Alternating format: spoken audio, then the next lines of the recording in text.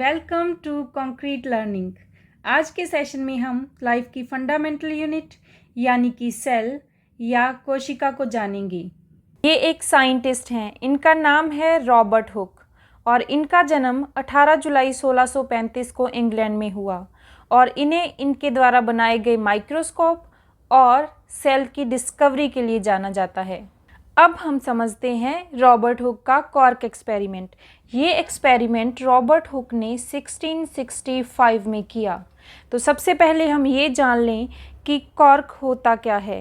ये tree stem का एक ट्रांसवर्स सेक्शन है जिसमें आप बाहर की तरफ एक डार्क ब्राउन कलर की लेयर देख रहे हैं। यही डार्क ब्राउन कलर की लेयर कॉर्क कहलाती है, यानी कि किसी पेड़ के तने की छाल को ही कॉर्क कहा जाता है।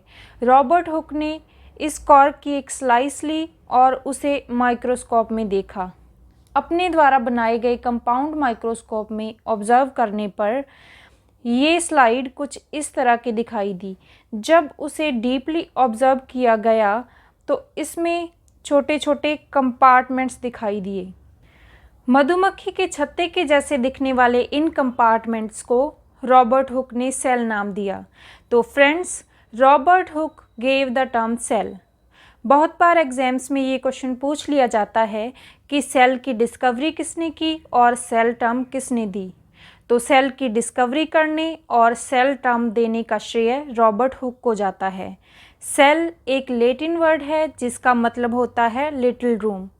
देखने सुनने में ये एक्सपेरिमेंट बहुत ही सिंपल लगता है, लेकिन साइंस की हिस्ट्री में ये एक्सपेरिमेंट बहुत ही महत्वपूर्ण था, क्योंकि किसी साइंटिस्ट ने पहली बार ये ऑब्जर्व किया था कि लिविंग थिंग्स सेपरेट यूनिट्स यानी कि सेल्स की बनी होती हैं। अगर हम किसी ह्यूमन बीइंग या किसी प्लांट को बाहरी तौर पर बिना माइक्रोस्कोप के ऑब्जर्व करें तो हम ये नहीं कह सकते कि ये लिविंग ऑर्गेनिज्म छोटी छोटी सेल से मिलकर बना है। इसीलिए रॉबर्ट हुक का कॉर्क एक्सपेरिमेंट अपने आप में बहुत ही महत्वपूर्ण एक्सपेरिमेंट माना जाता है। अब हमें ये पता है कि लिविंग ऑर्गेनिजम्स सेल से मिलकर बने होते हैं। तो नेक्स्ट क्वेश्चन ये आता है कि कम से कम कितनी सेल्स हों जो मिलकर लिविंग ऑर्गेनिज्म को फॉर्म कर सकें। क्या एक ऑर्गेनिज्म को फॉर्म करने के लिए एक सिंगल सेल काफ़ी होगा या एक से अधिक सेल्स की आवश्यकता होगी? तो चलिए फ्रेंड्स, हम देखते हैं how many cells can form an organism. आपने कुछ ऑर्गेनिजम्स के नाम सुने होंगे, जैसे कि अमीबा, पैरामीशियम एंड क्लेमाइडोमोनास। ये सभी ऑर्गेनिजम्स एक ही सेल के बने होते हैं, इसीलिए इन्हें यूनिसेलुलर ऑर्गेनिज्म कहा जाता है। अगर हम इस वर्ड को स्प्लिट करके देखें तो uni means single and cellular means जो सेल से बना हो। तो amoeba, paramecium and chlamydomonas unicellular organism कहलाते हैं। Fish, human being, plant, fungi, bird and insect, ये सभी ऑर्गेनिजम्स एक से ज़्यादा सेल्स से बने होते हैं। मल्टीपल सेल्स का बने होने के कारण इन ऑर्गेनिजम्स को मल्टी सेलुलर ऑर्गेनिजम्स कहा जाता है। तो अब तक हमने ये जान लिया है कि एक सेल से बने ऑर्गेनिजम्स को यूनिसेलुलर और एक से ज़्यादा सेल से बने ऑर्गेनिजम्स को मल्टी सेलुलर ऑर्गेनिजम्स कहा जाता है। आप अपनी स्क्रीन पे कुछ सेल्स देख रहे हैं। ये ह्यूमन बॉडी में पाई जाने वाली सेल्स हैं, जैसे red blood cell, columnar epithelial cells, ovum cell, smooth muscle cells, bone cell, nerve cell and sperm cell. आप यहाँ पर एक बात और ऑब्जर्व कर रहे होंगे कि ये सभी सेल्स एक दूसरे से बहुत डिफरेंट हैं। जैसे red blood cell flat disc like है और नर्व सेल लंबी है जो डिफरेंट पार्ट्स में डिवाइड है। इसके अगर हम पार्ट्स देखें तो ये है सेल बॉडी और यहाँ पर ये स्ट्रक्चर्स डेंड्रॉइड्स और ये एक्सॉन एंड यहाँ पर एक्सॉन के टर्मिनल्स।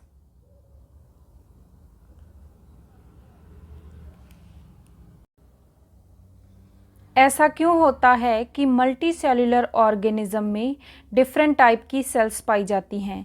जैसा कि हम जानते हैं कि मल्टी सेल्यूलर ऑर्गेनिज्म में डिवीज़न ऑफ लेबर पाया जाता है, मतलब ऑर्गेनिज्म के different body parts different work perform करते हैं।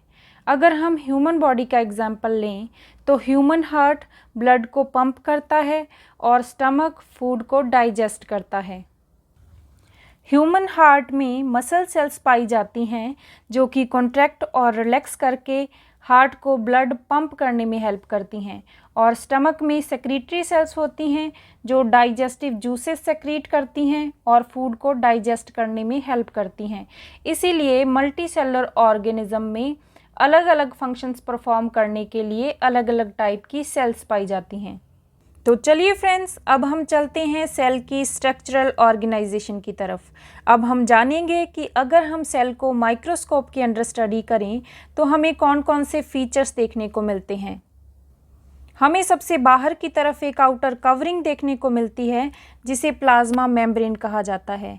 ये एक प्रोटेक्टिव कवरिंग होती है और अंदर की तरफ हमें न्यूक्लियस दिखाई देता है। ये जो आप सेंटर में देख रहे हैं ये है न्यूक्लियस, और हमें सेल में साइटोप्लाज्म भी मिलता है। प्लाज्मा मेम्ब्रेन और न्यूक्लियस के अलावा जो सेमी फ्लूइड नेचर का सब्सटेंस होता है वो साइटोप्लाज्म कहलाता है।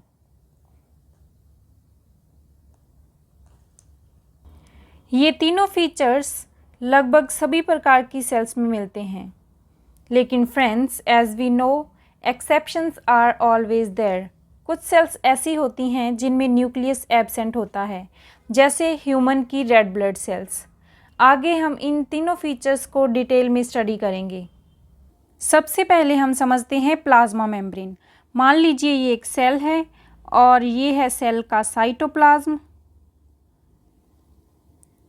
और ये सेंटर में है इसका न्यूक्लियस, और सबसे बाहर की तरफ आउटर कवरिंग प्लाज्मा मेम्ब्रेन। जब हम प्लाज्मा मेम्ब्रेन की एक स्लाइस लेके उसे माइक्रोस्कोप में ऑब्जर्व करते हैं तो वो कुछ इस तरह की दिखाई देती है। जैसा कि हम पहले भी बात कर चुके हैं कि प्लाज्मा मेम्ब्रेन सेल की एक आउटर कवरिंग है जो सेल कंटेंट को उसके एक्सटर्नल एनवायरनमेंट से अलग करती है, और प्लाज्मा मेम्ब्रेन को सिलेक्टिव परमिएबल मेम्ब्रेन भी कहा जाता है। अब हम देखते हैं प्लाज्मा मेम्ब्रेन का स्ट्रक्चर। ये है लिपिड बाइलेयर, लिपिड बाइलेयर, और ये है यहाँ पर लिपिड का एक मॉलिक्यूल।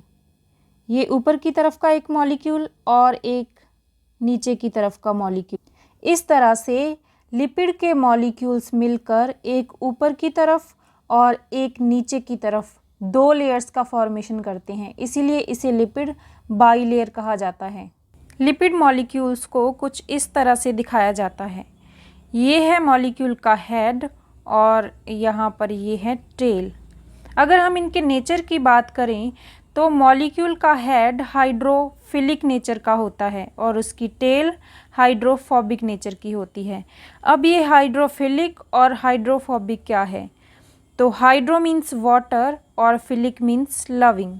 तो हाइड्रोफिलिक का मतलब हुआ वाटर लविंग, और इसी तरह से hydro means water and phobic means डरने वाला। तो हाइड्रोफोबिक का मतलब हुआ रेजिस्टेंस टू वाटर। इसीलिए लिपिड मॉलिक्यूल्स का हेड वाटर से इंटरेक्शन करता है, लेकिन मॉलिक्यूल्स की टेल वाटर से इंटरेक्शन नहीं करती। जब लिपिड मॉलिक्यूल्स को वाटर के अंदर डाला जाता है तो वो इस तरह से व्यवस्थित हो जाते हैं कि उनकी हाइड्रोफोबिक टेल्स अंदर की तरफ छिप जाती हैं और उनके हाइड्रोफिलिक हेड बाहर की तरफ रहकर वाटर के साथ इंटरेक्शन करते हैं।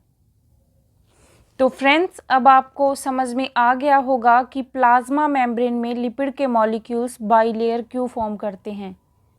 लिपिड्स के अलावा जो आप ये धसी हुई स्ट्रक्चर्स देख रहे हैं ये स्ट्रक्चर्स प्रोटीन्स हैं और प्रोटीन्स के ऊपर की तरफ ये स्ट्रक्चर्स कार्बोहाइड्रेट्स हैं, कार्बोहाइड्रेट्स।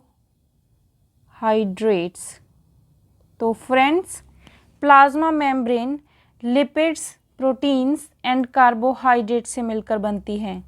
यहाँ पर हमने एक बात और की थी कि plasma membrane selectively permeable membrane होती है। तो चलिए फ्रेंड्स, अब हम देखते हैं why plasma membrane is selectively permeable membrane.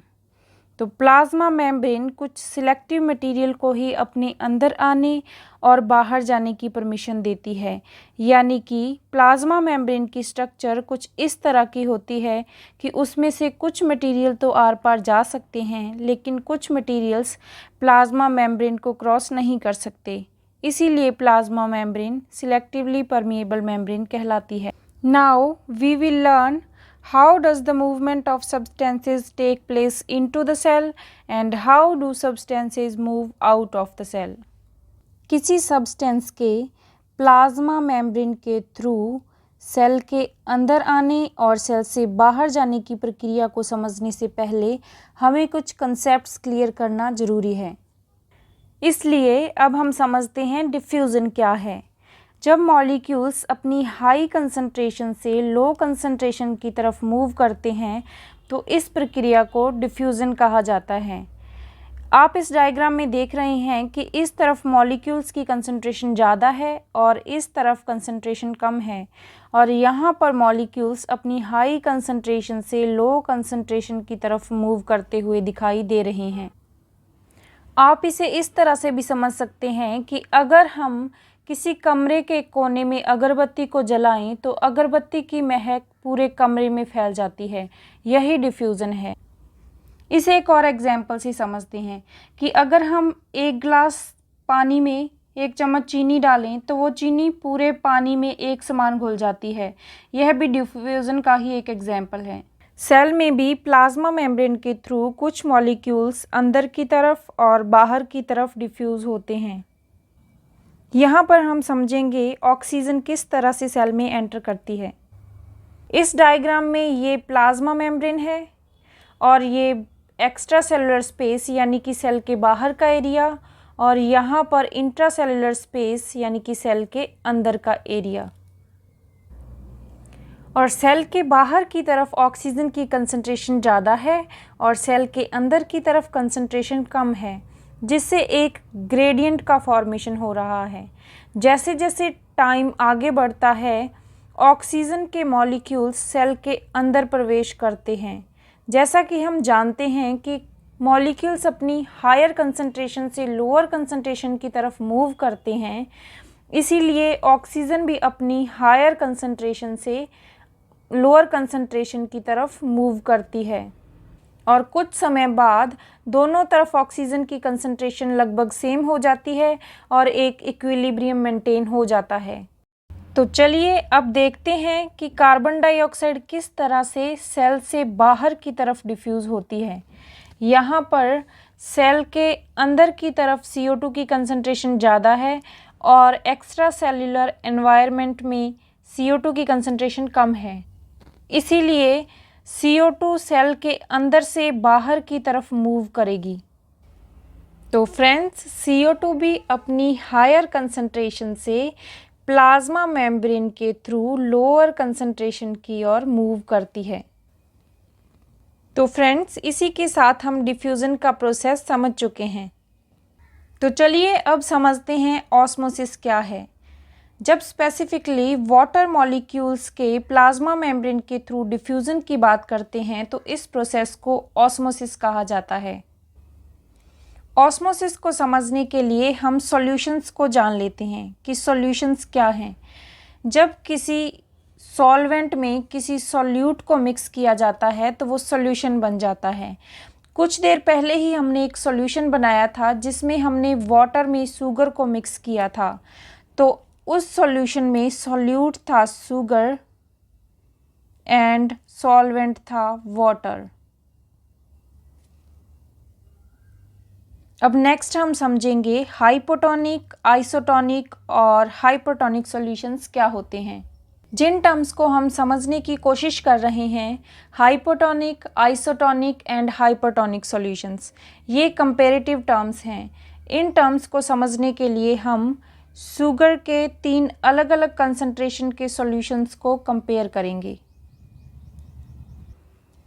एक टर्म है हाइपर। जब कोई चीज़ ज़्यादा मात्रा में हो या एक्सेस में हो तब हम टर्म यूज़ करते हैं हाइपर। और जब कोई चीज़ कम मात्रा में हो या हम कह सकते हैं अंडर और लेस देन, तब हम टर्म यूज़ करते हैं हाइपो। और टॉनिक का मतलब होता है सॉल्यूट। तो चलिए अब हम चलते हैं सॉल्यूशंस की तरफ। तो इन तीनों सॉल्यूशंस में वाटर अमाउंट सेम है और पहले सॉल्यूशन में हमने डाला है 1 स्पून ऑफ शुगर, सेकंड में डाला है 2 spoon of sugar and third में डाला है 3 स्पून ऑफ शुगर। अब हम कंपेयर करेंगे फर्स्ट सॉल्यूशन को सेकंड सॉल्यूशन के साथ। तो यहाँ पर पहला सॉल्यूशन हाइपोटोनिक सॉल्यूशन है and second solution hypertonic solution है।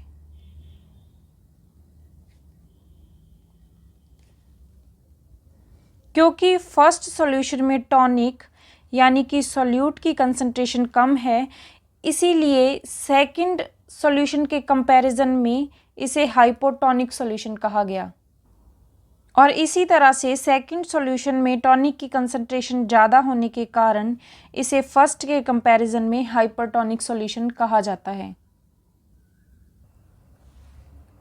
अगर हम सेकंड सॉल्यूशन और थर्ड सॉल्यूशन को आपस में कंपेयर करें तो सेकंड सॉल्यूशन हाइपोटोनिक और थर्ड सॉल्यूशन हाइपरटोनिक सॉल्यूशन होगा, क्योंकि थर्ड सॉल्यूशन में टॉनिक की कंसंट्रेशन सेकंड सॉल्यूशन के कंपैरिजन में ज़्यादा है। हमने हाइपोटोनिक और हाइपरटोनिक सॉल्यूशंस को समझ लिया है। अब हम समझते हैं आइसोटोनिक।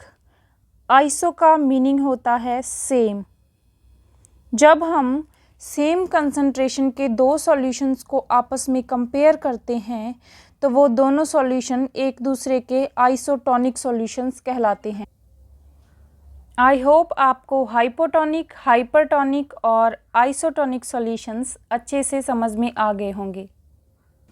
इन तीनों टर्म्स को यूज़ करते हुए हम ऑस्मोसिस को समझेंगे, यानी कि सेल में प्लाज्मा मेम्ब्रेन के थ्रू होने वाली वाटर की मूवमेंट को समझेंगे।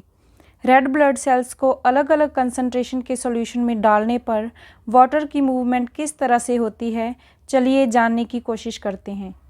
हमने हाइपरटोनिक सॉल्यूशन में आरबीसी को डाला।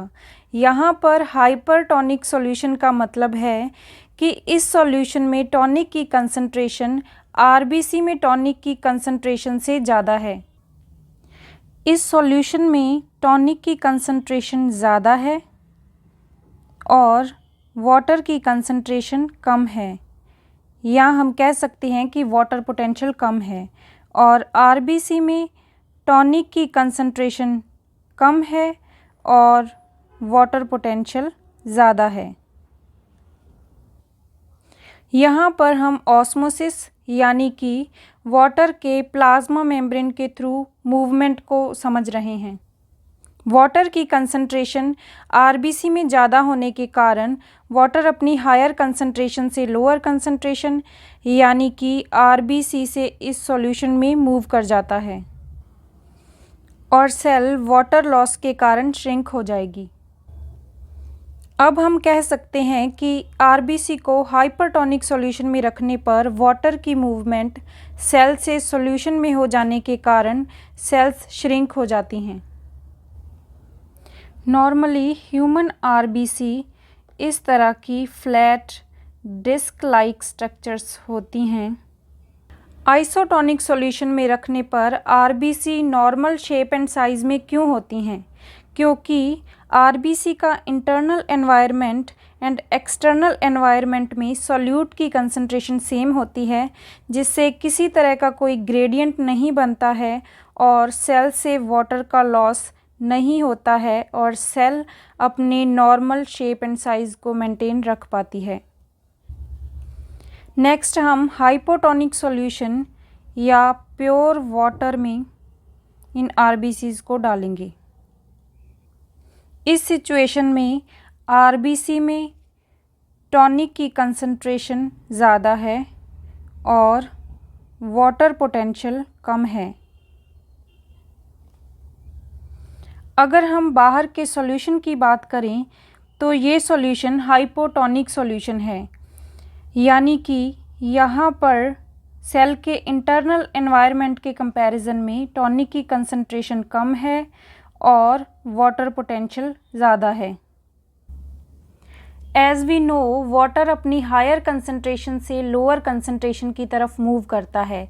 इस सिचुएशन में सॉल्यूशन में वाटर का पोटेंशियल ज़्यादा होने के कारण वाटर सेल के अंदर एंटर करता है और धीरे धीरे सेल में इतना पानी भर जाता है कि सेल फूलकर फट जाती है। The movement of water across the plasma membrane is also affected by the amount of substance dissolved in water. RBC के एग्जाम्पल में हम पहले ही देख चुके हैं कि सब्सटेंस के अमाउंट को बढ़ाने या घटाने पर किस तरह से ऑस्मोसिस अफेक्ट होता है। अब हम इस एग्जाम्पल से ऑस्मोसिस को समझेंगे। यहाँ बीच में हमने प्लाज्मा मेम्ब्रेन यानी सेमी परमिएबल मेम्ब्रेन को सेट कर दिया है और दोनों तरफ अलग अलग कंसंट्रेशन के सॉल्यूशंस को लिया है और ये है सॉल्ट मॉलिक्यूल्स। तो इस तरफ टॉनिक की कंसंट्रेशन ज़्यादा होने के कारण ये हाइपरटोनिक सॉल्यूशन है, हाइपरटोनिक सॉल्यूशन, और इस साइड सॉल्ट की कंसंट्रेशन कम है, इसीलिए ये हाइपोटोनिक सॉल्यूशन है, हाइपोटोनिक सॉल्यूशन। यहाँ पर वाटर की मूवमेंट हाइपोटोनिक सॉल्यूशन से हाइपरटोनिक सॉल्यूशन की तरफ होगी, जिससे इस तरफ का वाटर लेवल इंक्रीज़ हो जाएगा। हम यहाँ पर ये भी कह सकते हैं कि वाटर अपनी हायर कंसंट्रेशन से लोअर कंसंट्रेशन की तरफ मूव हो गया। अब हमने अच्छे से ये जान लिया है कि वाटर की मूवमेंट हायर वाटर पोटेंशियल से लोअर वाटर पोटेंशियल की तरफ होती है। हायर वाटर पोटेंशियल से लोअर वाटर पोटेंशियल की तरफ।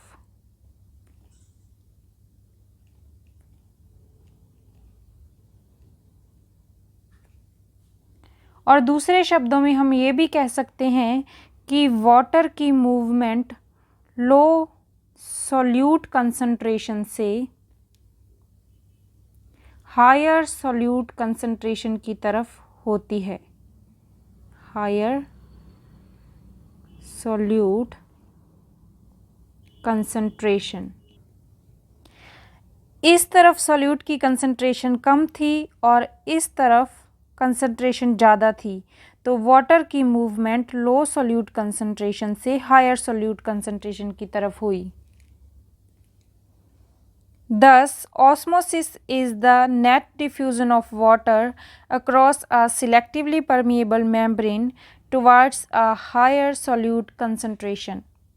ऑस्मोसिस को समझने के बाद अब हम ऑस्मोसिस की एप्लीकेशंस को देख लेते हैं।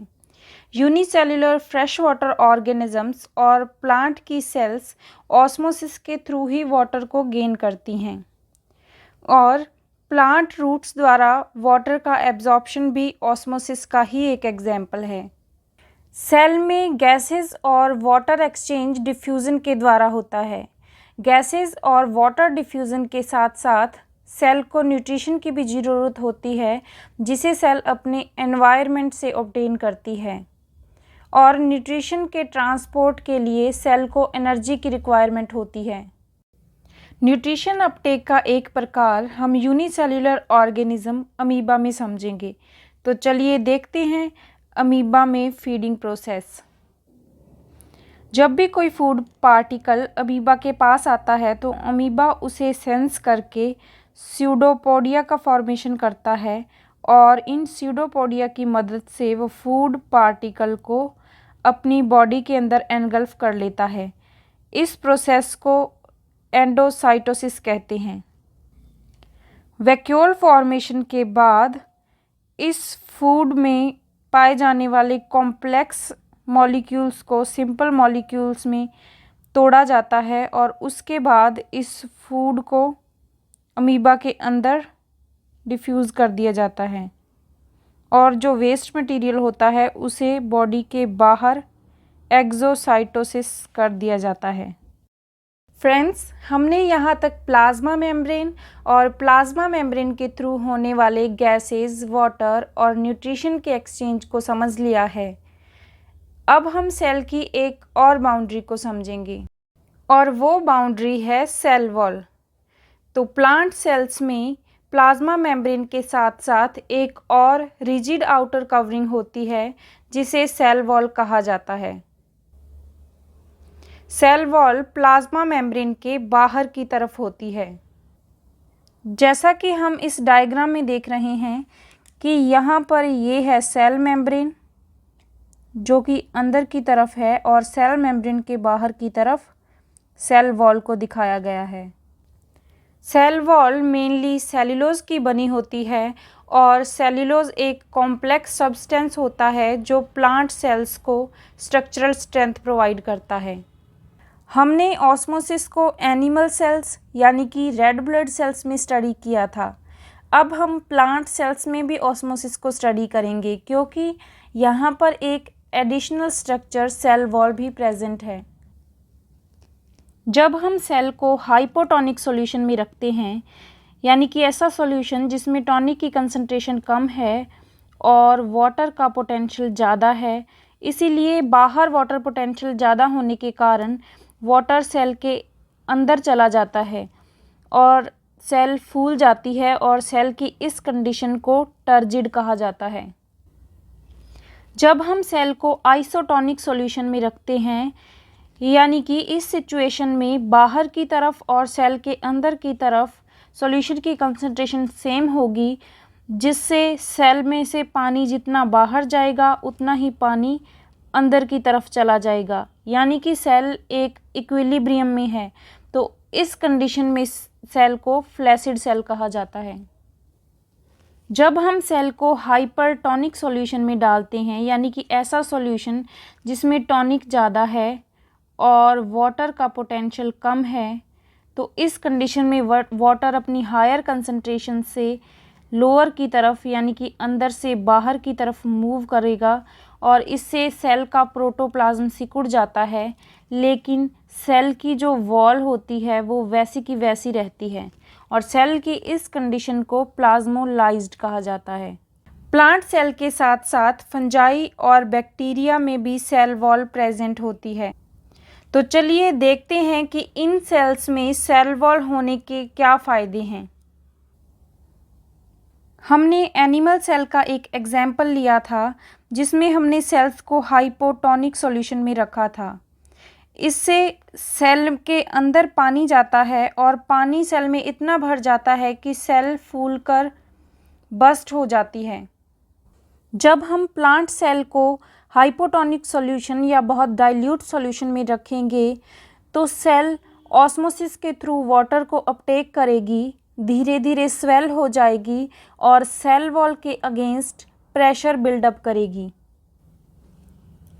यहाँ पर आप देखिए, ये एक सेल की प्लाज्मा मेम्ब्रेन है और प्लाज्मा मेम्ब्रेन के बाहर की तरफ ये सेल वॉल है। तो सेल अंदर से बाहर की तरफ सेल वॉल पर प्रेशर एक्सर्ट करती है और सेल वॉल भी उतना ही प्रेशर अंदर की तरफ एक्सर्ट करती है। So because of cell wall, such cells can withstand much greater changes in the surrounding medium than animal cell. इसीलिए प्लांट सेल हाइपोटोनिक सॉल्यूशन में रखने पर बस्ट नहीं होती है। आई होप आपको सेल वॉल का बेनिफिट समझ में आ गया होगा। फ्रेंड्स, आज के लिए बस इतना ही। मिलते हैं नए सेशन में सेल के सेकंड पार्ट के साथ। तब तक के लिए पढ़ते रहें और बढ़ते रहें। अगर आपको इस वीडियो में कुछ नया सीखने को मिला है तो वीडियो को लाइक करें और बने रहें कंक्रीट लर्निंग के साथ। Thank you so much.